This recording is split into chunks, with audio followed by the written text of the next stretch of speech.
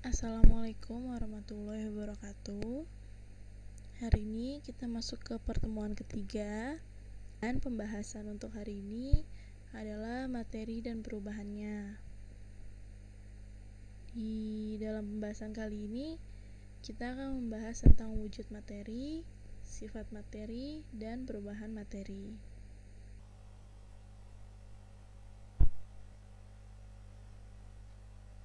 Apa sih materi itu? Materi dapat diartikan sebagai segala sesuatu yang memiliki massa dan menempati ruang. Contohnya, air di dalam gelas menempati ruangan bagian dalam gelas. Lalu, batu di pinggir jalan menempati ruang di pinggir jalan di mana ruangan itu tidak ditempati oleh benda lain sebelum batu itu disingkirkan. Dan udara di dalam balon menempati ruangan bagian dalam balon. Selanjutnya kita akan membahas tentang wujud materi. Di sini wujud materi ada 3, yaitu zat padat, zat cair, dan zat gas. Yang pertama kita bahas adalah zat padat. Nah, jadi wujud materi ini memiliki sifat yang khas. Jadi setiap zatnya akan memiliki sifat-sifat yang berbeda. Nah, kita akan masuk ke sifat zat padat yang pertama. Zat padat merupakan materi yang memiliki bentuk dan volume yang tetap. Molekul-molekul di dalam zat padat saling menarik yang disebabkan oleh gaya listrik yang kuat sehingga letaknya berdekatan. Lalu molekul-molekul di dalam zat padat dalam keadaan bergetar dan tersusun dengan pola teratur sehingga selalu berada dalam posisi yang tetap. Di gambarnya kalian bisa lihat kalau bentuk zat padat itu teratur dan rapi. Jika zat padat bersuhu rendah, maka gerak getar rendah dan molekul-molekul dapat dianggap dalam keadaan tetap. Jika suhu zat padat bertambah atau molekul ditambah energi, maka gerak akan bertambah. Nah, tadi kan udah dikasih tahu kalau sifat zat padat itu partikelnya tersusun rapi dan teratur. Nah, ini juga disebut dengan kristal. Contohnya ada di logam, intan, es, dan kristal garam. Namun ada juga zat padat yang partikelnya tidak tersusun secara teratur, disebut amorph. Contohnya itu lilin, kaca, karet, dan plastik.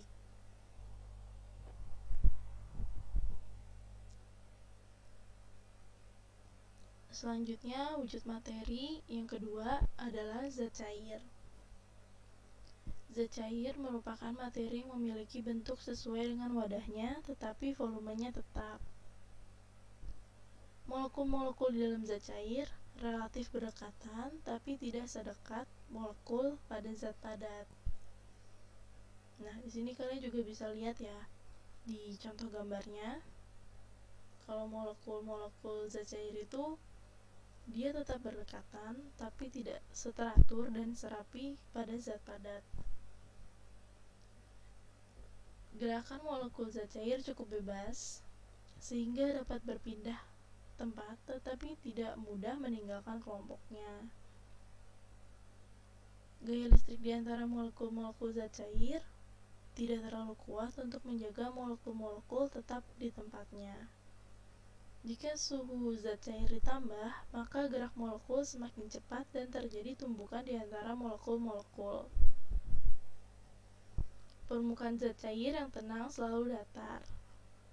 Zat cair selalu mengalir ke tempat yang lebih rendah, contohnya kayak air terjun.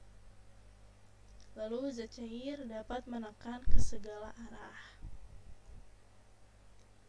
Lanjut, wujud materi yang terakhir ada zat gas. Nah, di gambar ini kalian bisa lihat kalau zat gas ini molekul-molekulnya yang paling terpisah jauh dan gerakannya juga dia acak-acakan tapi kecepatannya konstan. Nah, zat gas merupakan materi yang memiliki bentuk dan volume yang berubah.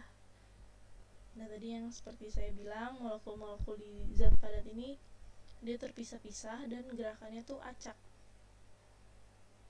Lanjut, ada gaya listrik di antara molekul-molekul di dalam zat gas ini itu lemah, jadi mereka nggak ada keterikatan satu sama lain seperti zat cair atau zat padat.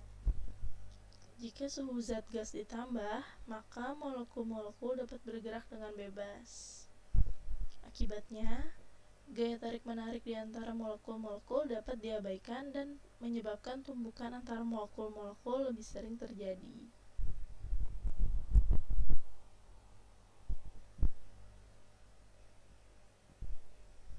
Selanjutnya ada sifat materi. Nah, sifat materi ini ada dua, yaitu sifat fisika dan sifat kimia. Kita akan masuk ke pembahasan sifat fisika dulu. Sifat fisika merupakan sifat suatu zat yang berkaitan dengan keadaan fisik zat tersebut. Sifat ini dapat diamati secara langsung dengan indera tanpa mengubah susunan zat-zat penyusun materi tersebut.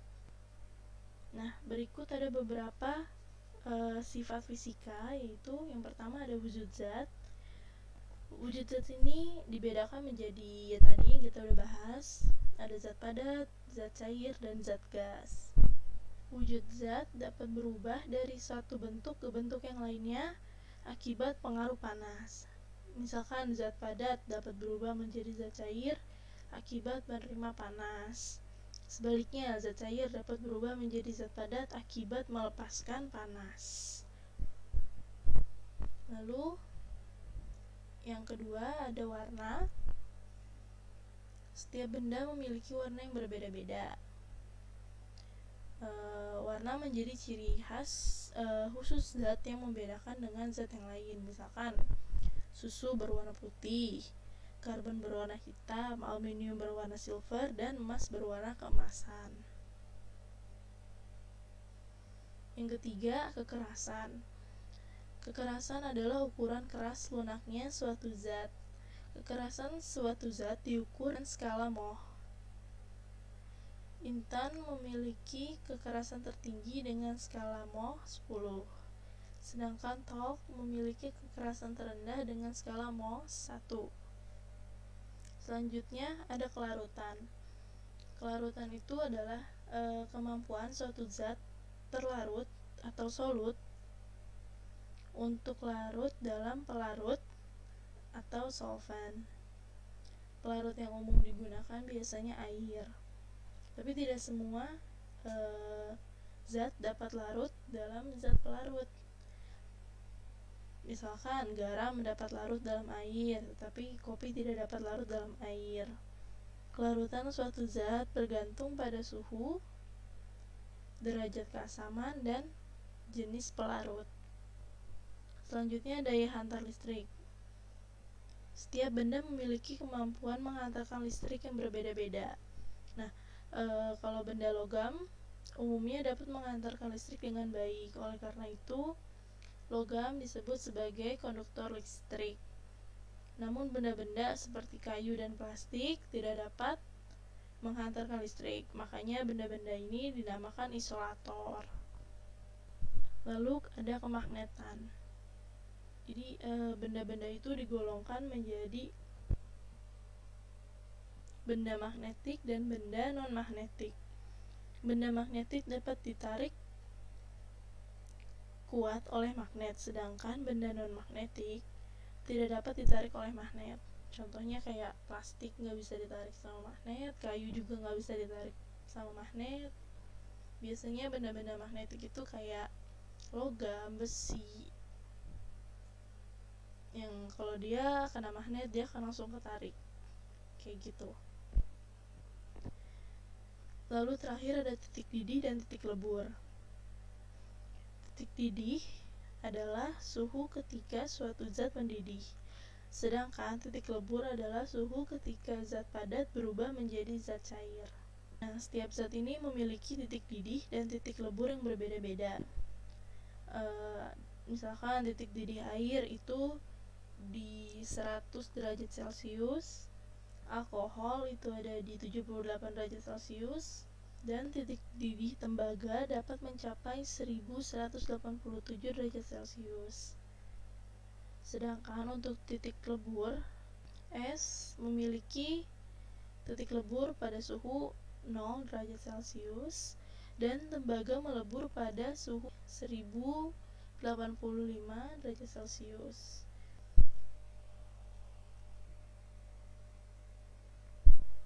Selanjutnya, sifat materi yang kedua yaitu sifat kimia.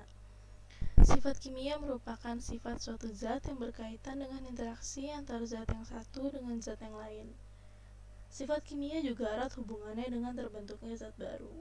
Berikut beberapa sifat kimia, antara lain mudah sukarnya terbakar. Di sini contohnya itu bensin dan air. Mereka sama-sama zat cair, namun sifat keterbakaran keduanya sangat berbeda. Bensin sangat mudah terbakar, sedangkan air tidak bisa terbakar. Bahkan, air digunakan untuk memadamkan kebakaran.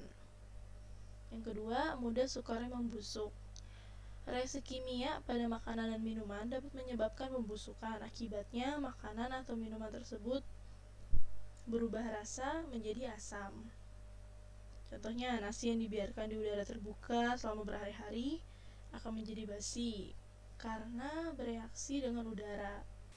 Pembusukan makanan selain dipicu oleh kontak dengan udara, juga disebabkan oleh aktivitas mikroorganisme, misalnya ragi, jamur, atau bakteri.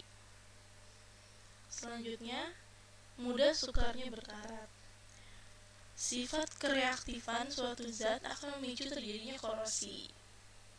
Korosi terjadi karena logam mudah bereaksi dengan oksigen, air, dan zat-zat elektrolit seperti asam. Besi mudah sekali berkarat jika dibiarkan di udara terbuka. Oleh karena itu, untuk konstruksi bangunan dan jembatan, penggunaan besi sering digantikan oleh bahan yang lebih tahan karat, misalnya baja. Lalu, mudah sukarnya meledak. Ada bentuk interaksi zat dengan oksigen di alam yang bersifat mudah meledak, seperti magnesium, uranium, dan natrium. Ledakan suatu zat akan menaikkan suhu dan menghasilkan gas. Tidak jarang ledakan juga membahayakan keselamatan, misalnya ledakan petasan atau ledakan kembang api. Yang terakhir ada racun. Terdapat beberapa zat yang memiliki sifat kimia beracun, antara lain insektisida, pestisida, fungisida, herbisida, dan rodentisida. Nah, zat racun ini biasanya digunakan manusia buat membasmi hama, mau serangga ataupun tikus. Selanjutnya perubahan materi. Nah, di sini perubahan materi juga ada dua, perubahan fisika dan perubahan kimia.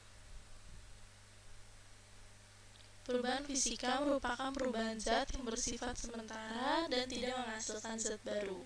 Perubahan yang terjadi hanya dalam hal bentuk, wujud, ukuran, dan warna, tetapi tidak mengubah susunan dari zat tersebut. Contohnya, zat cair, air gitu ya, air dia dapat berubah menjadi zat padat atau es batu. Lalu si es batu ini juga bisa berubah kembali menjadi air lagi setelah dia mencair. Lalu ada zat padat yang bisa berubah menjadi zat gas.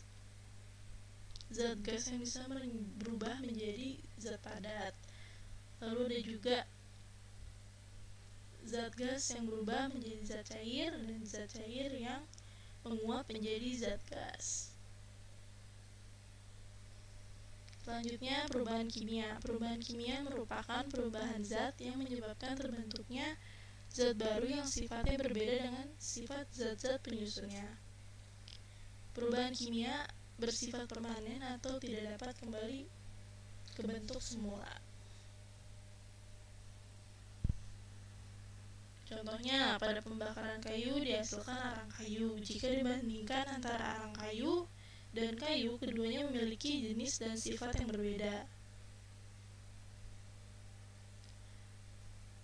Makanya pembakaran kayu bukan perubahan fisika, tapi termasuk dalam perubahan kimia. pada pembakaran kayu, kayu disebut sebagai reaktan atau zat yang bereaksi, sedangkan arang kayu disebut sebagai produk atau hasil dari reaksi. Terus contoh lain perubahan kimia yang itu adalah perkaratan besi, susu membusuk, nasi berjamur, dan fotosintesis pada tumbuhan. Selesai. Jadi materi hari ini cukup sampai di sini dulu. Kurang lebihnya saya mohon maaf. Jika ada yang kalian mau tanyakan, kalian bisa tanya langsung ke saya via WhatsApp. Dan untuk tugasnya akan saya berikan via WhatsApp juga. Terima kasih atas perhatiannya. Assalamualaikum warahmatullahi wabarakatuh.